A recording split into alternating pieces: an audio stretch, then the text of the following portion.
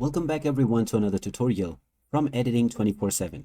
In this video, I'm going to show you how you can use freeze frame within your edits on the Instagram Edits application.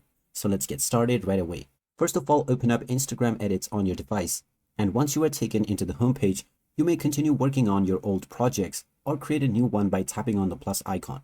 Once you have chosen your project file, it will be loaded onto your timeline. Once it is loaded and you are taken onto your timeline, you can start editing your video right away. Now, if you want to add a freeze frame effect within your video at certain point, then in order to do this, make sure that the vertical bar is exactly where you want your freeze frame to begin. Once you reach this frame, make sure the video layer is selected, and now from the bottom menu, scroll to the right, and around the very end, you will find the freeze option.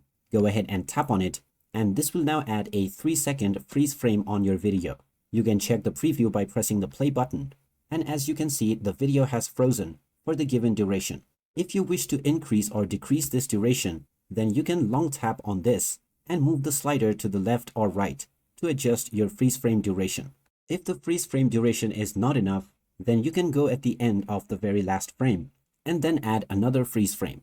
By doing this, you can achieve your desired duration of length of your freeze frame within your video. You can create this at multiple points within your video as well. Once you are done editing, you can proceed with exporting your video by tapping on the next button.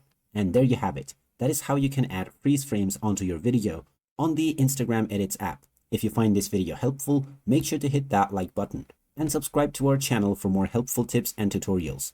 Thanks for watching, and I will see you again in the next one.